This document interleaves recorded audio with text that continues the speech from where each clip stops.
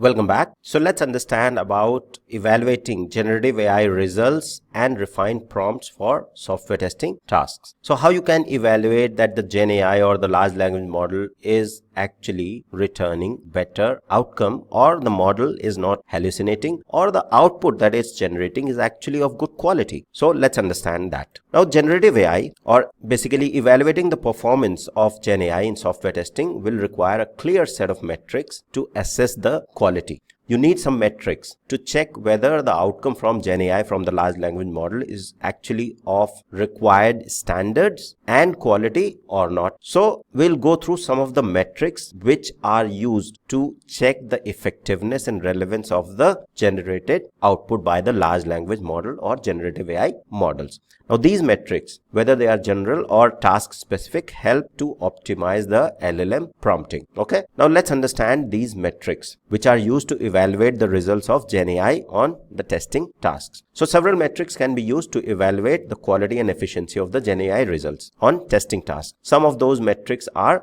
now when we say GenAI on testing tasks, basically if you are using GenAI, there are large language model behind that. So basically you are evaluating the large language model through the prompting. When we say in terms of testing tasks, when we are using several metrics, so these are some of the key metrics. For example, first one is the accuracy. So when you are prompting something, how close the AI's output is to the correct or expected answer. So if, say for example, you are using a model which is, or for which the role is set to be a physics teacher or mathematics teacher, and you are asking a biology question, okay, so obviously the answer would not be as accurate as compared to a role being set, or a person, or say for example a question being asked to a mathematics teacher, a mathematics question being asked to a mathematics teacher. A mathematics teacher will be able to answer much accurately, but if the same mathematics teacher is being asked a biology question, then the accuracy will suffer. So same thing with the large language model or with generative AI. Accuracy. When you use GenAI, you check how close the AI's output is with the correct or expected answer. That's the metric that is used. You have the correct answer, you know the correct answer. Is the output of the good quality? Does it match the expected outcome or not? Expected answer or not? That's how you check whether the LLM is effective in terms of accuracy or not. Then we have the precision, another metric. This precision tells us how often the AI's positive results are truly correct. So how precise the output is, how often the AI provides the correct results. Then we have the recall,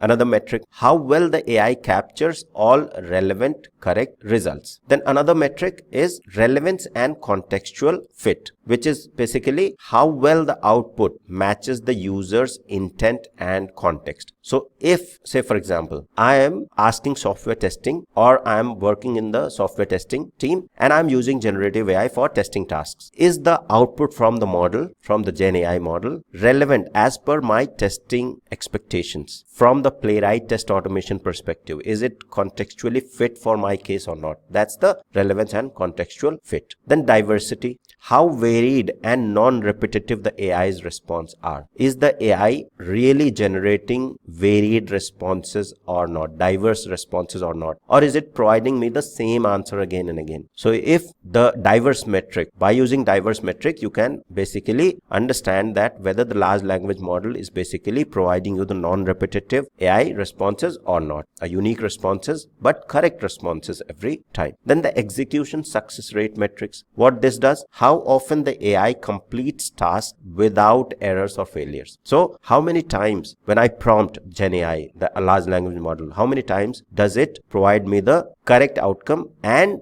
without failing? How many times it's successful? It doesn't fail. That's execution success rate. Then the time efficiency, how quickly the AI delivers useful results. Now many times if you use mini models and you are doing complex coding tasks, takes a lot of time to analyze, and even the context window fills up, it forgets the previous context, doesn't remember previous context, and it hallucinates. It doesn't provide you the proper answer. So there is no precision in those sort of cases. So time efficiency, how efficiently or how efficient the model is. The model will be efficient if it has better context window based on the level of task that you are performing. So the time efficiency is the metric which checks how quickly the AI will be able to answer or provide outcome to your testing task, to your prompt that you are typing in, whether it's the test automation task or the any manual testing task that you do during the software testing lifecycle. Okay, so these are some of the key metrics for evaluating the results of generative AI on testing tasks. So this is the brief description of these metrics. In the detailed course that is available on training.rcvacademy.com, I have explained these metrics in much more detail with examples as well. So if you want to go ahead and look at that course, you can visit training.rcvacademy.com. But otherwise, you can simply follow the syllabus and this description, which will be good enough for understanding these metrics. And then you can, if you're doing self-study, go ahead, Google these metrics, and you will be able to learn much more examples for these metrics. Okay, so that's all for this tutorial. Thank you. See you in the next one.